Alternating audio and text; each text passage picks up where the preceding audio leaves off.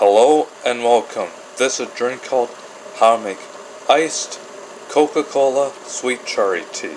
First thing you gotta do is you get the ice cubes and